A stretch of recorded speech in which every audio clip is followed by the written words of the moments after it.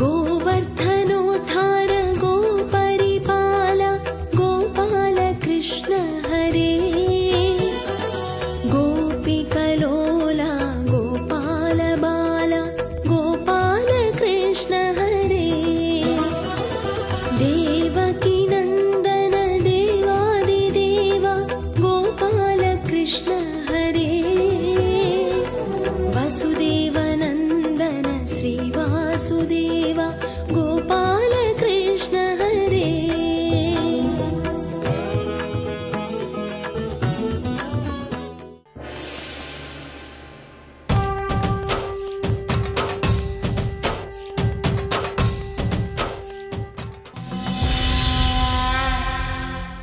పూషదంతమిదవ్యగ్రో పూష అన్న నామం కలిగినటువంటి సూర్యుడి యొక్క పళ్ళు పీకేశాడు వీరభద్రుడు.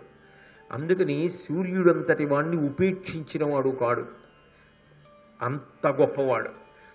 అదే దేవతలు నిరీశ్వరయాగం చేసిన వాళ్ళు మళ్ళీ వెళ్ళి ఆయనని శరణంటే ఇన్ని తప్పుల్ని క్షమించేశాడు.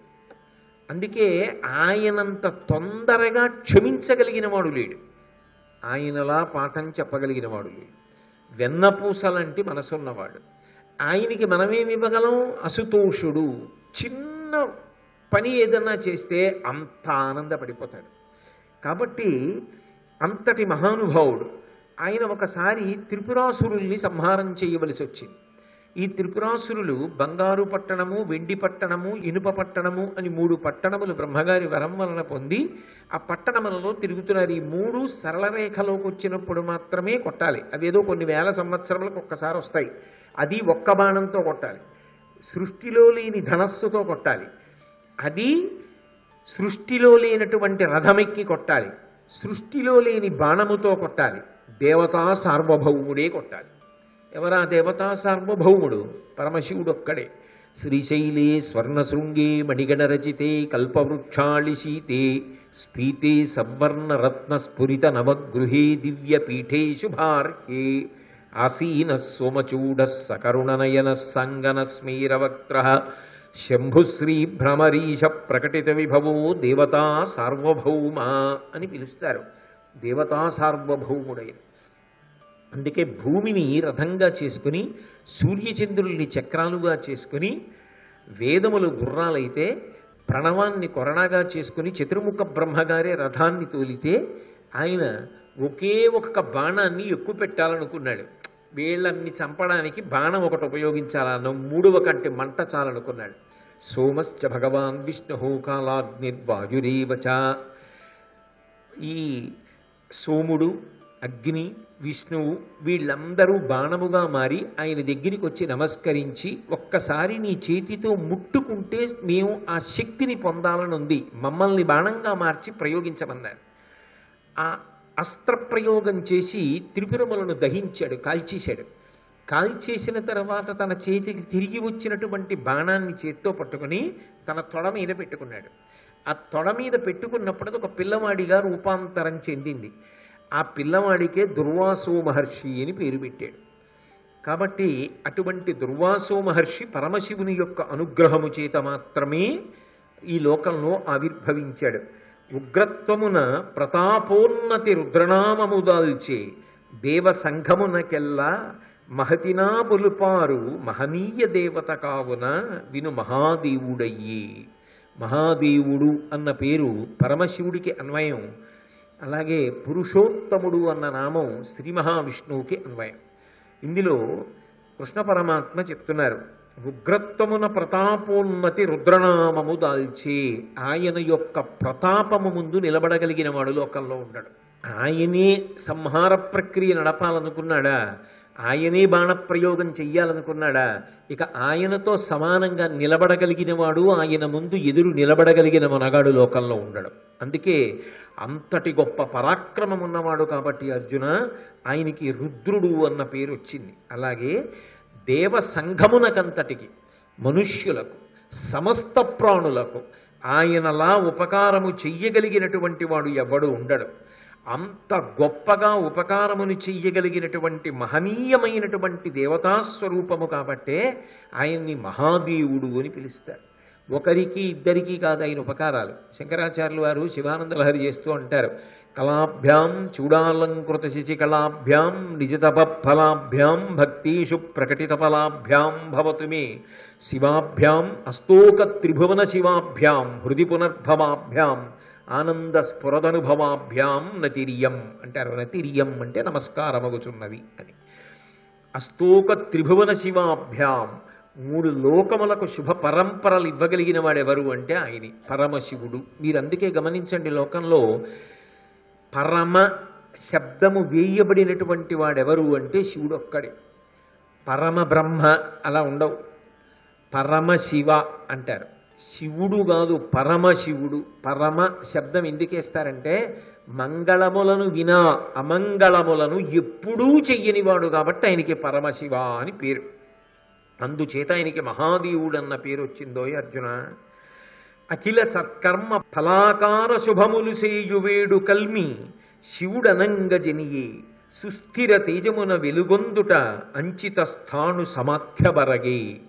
ఆయన లోకములో ఉండేటటువంటి వారందరికీ కూడా వారు వారు చేసినటువంటి కర్మలను అనుసరించి వాళ్ళకి ఎన్నో అద్భుతమైనటువంటి ఫలితములను ఇస్తూ ఉంటాడు.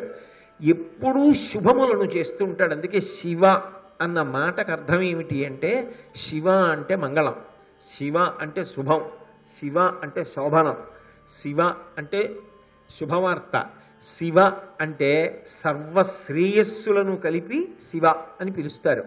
అటువంటి శివనామము మాకు వద్దు అని ఎవరంటారు లోకంలో? దుర్జటి కాళహస్తీశ్వర శతకం చేస్తూ అంటాడు, పవి పుష్పంబగు అగ్ని మంచగు ఆకూపారం భూమిస్థలంబగు శత్రుండతిమిత్రుడు విషము దివ్యాహారమౌనెన్నగా అవనీమండలి లోపలన్ శివ శివేచ్ఛాభాషణోల్లాసకిన్ శివ నీ నామము సర్వవస్యకరమౌ శ్రీకాళహస్తీశ్వర అంటాడు. కాబట్టి అందరికీ కూడా సర్వకాలములయందు సర్వదేశములయందు మంగళములను కటాక్షించేటటువంటి వాడెవరున్నాడో ఆయనని శివ అని పిలుస్తారోయ్ అర్జున. అంతటి మహానుభావుడు, అపారమైనటువంటి వెలుగుకి మారుపేరు శివుడంటే. ఆయన యొక్క కాంతి, ఆయన యొక్క వెలుగు అలా ఉంటుంది. అందుకే సూర్యబింబమునందు ఎవరుంటారు అంటే శివుడే ఉంటాడు అని. అందుకే మధ్యాహ్న కాలంలో ఉండేటటువంటి సూర్యబింబం చాలా విశేష తేజస్సుతో ఉంటుంది. అందుకే మధ్యాహ్న కాలమునందు ఉండేటటువంటి సూర్యబింబం శివస్వరూపంగా చూస్తారు. అంతటి తేజస్సు, అంతటి వెలుగుకి పర్యాయపదం ఎవరు అంటే శివుడే. అంతటి వెలుగుల ముద్ద ఆయన. జంగమ స్థావరాత్మక సకల భౌత రూప బహుతనుందుట బహురూపనామధేయుడయ్యొప్పే ధూమ్రపు ఛాయ జటల వలన దుర్జటీయను పేర వరలెహరుడు. అర్జున, జంగమస్థావరాత్మకమైనటువంటి సకల భూతముల యొక్క రూపములను పొందినవాడెవరు అంటే శివుడే. జంగమములు అంటే కదులుతాయి, కదిలేటటువంటి ప్రాణులన్నిటినీ జంగమములు అంటారు. ఓ కుక్క, పిల్లి, నల్లి, పంది ఇవన్నీ జంగమములు, కదులుతాయి. స్థావరములు అంటే కదలవు. ఓ చెట్టు ఉందనుకోండి కదలదు, పర్వతం ఉందనుకోండి కదలదు.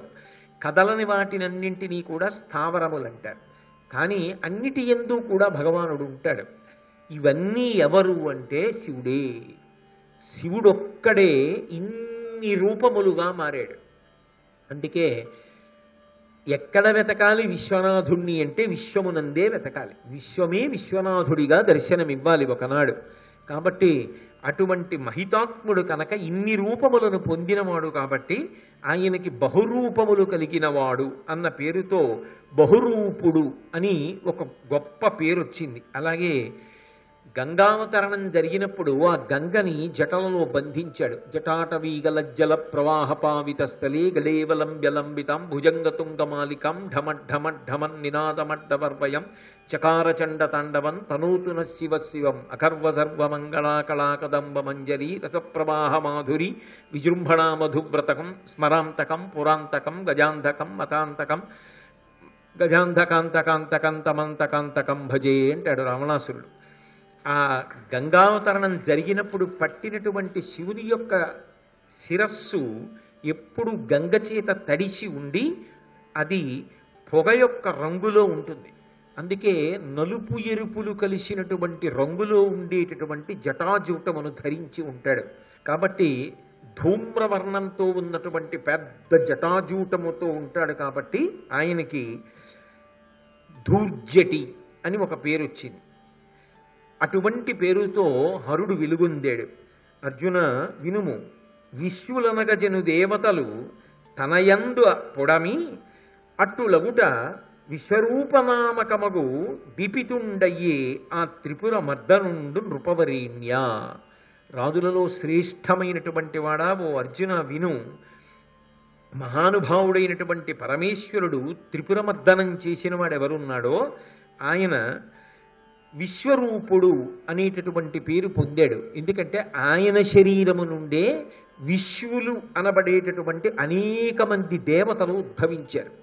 విశ్వులన్న దేవతలు ఆయన యొక్క శరీరము నుంచి వచ్చారు కాబట్టి ఆయనకే విశ్వరూపుడు అని పేరుంది. కాబట్టి వినుము, విశ్వులనగజను దేవతలు తనయంద పొడమి అట్టులగుట విశ్వరూపనామకమున దీపితుండయ్యే ఆ త్రిపురమర్దనుండు నృపవరేణ్య.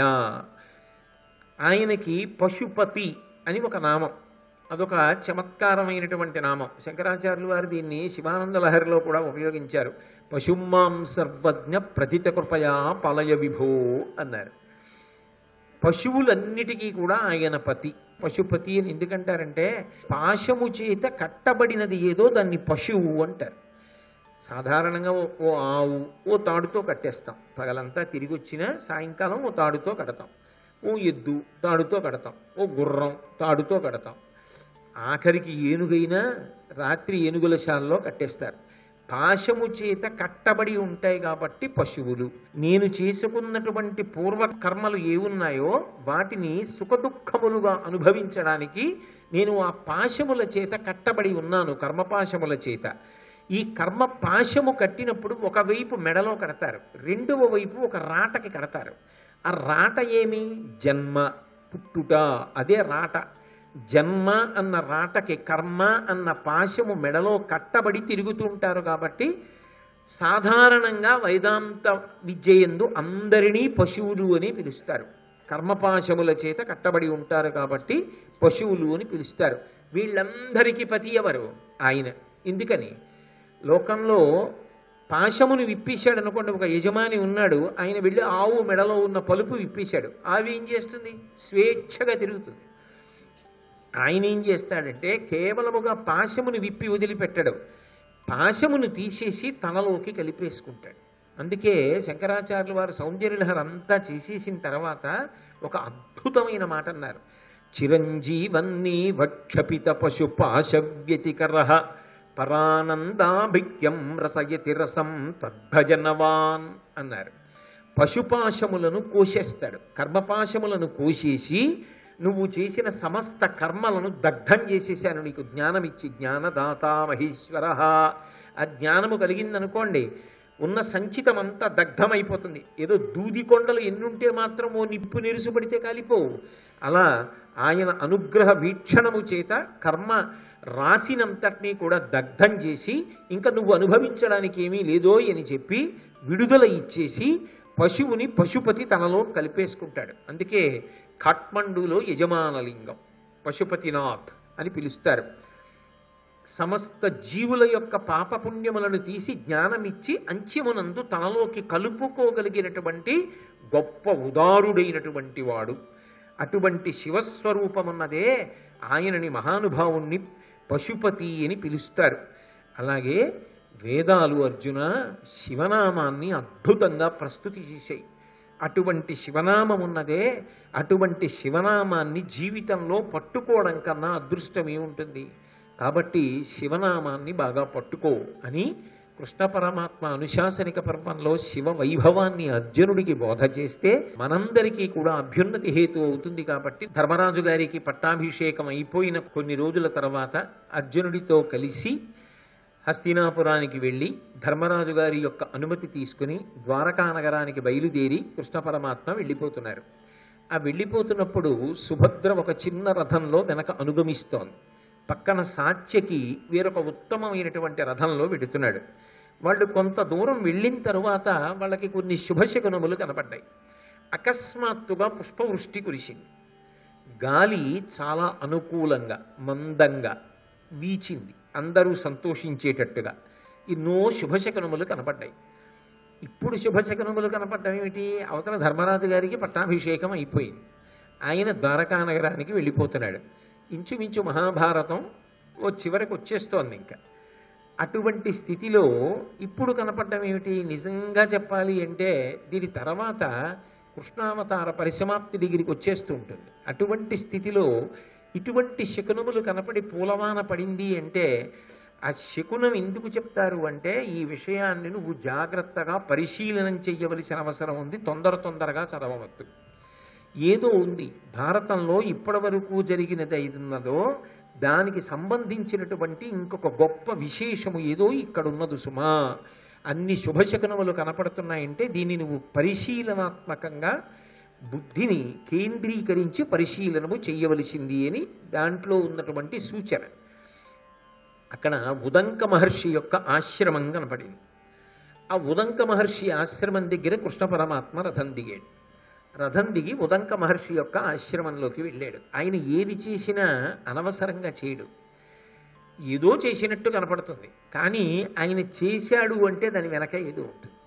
ఆ ఉదంకుడు కృష్ణ పరమాత్మని కూర్చోపెట్టి ఒక ప్రశ్న వేశాడు, ఏమీ తెలియని వాడిలా నటిస్తూ.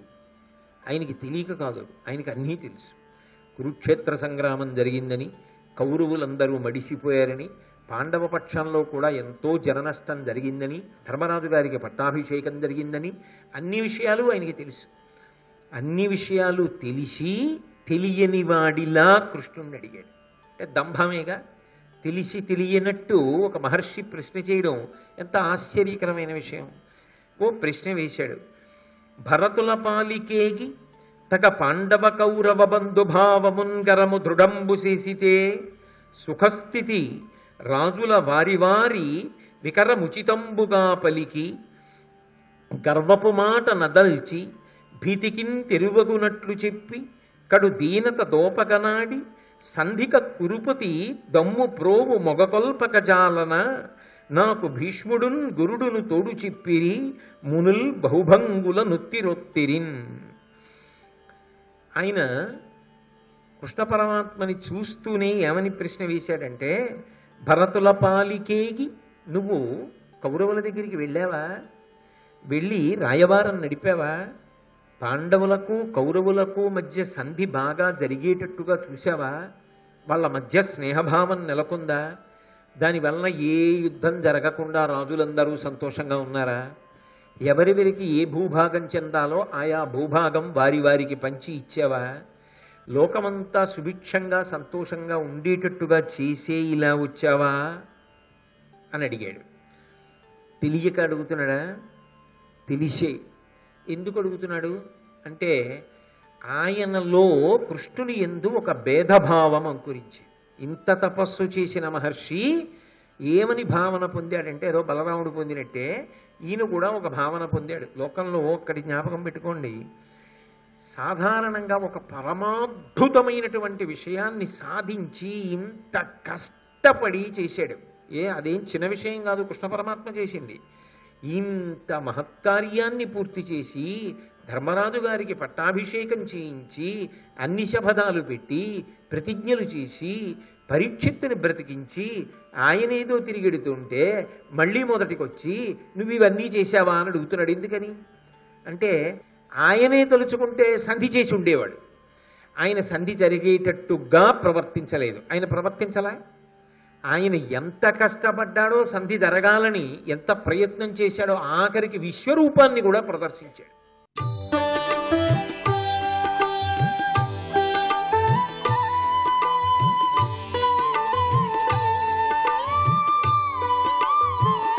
సర్వం శ్రీ ఉమామహేశ్వర పరబ్రహ్మార్పణం.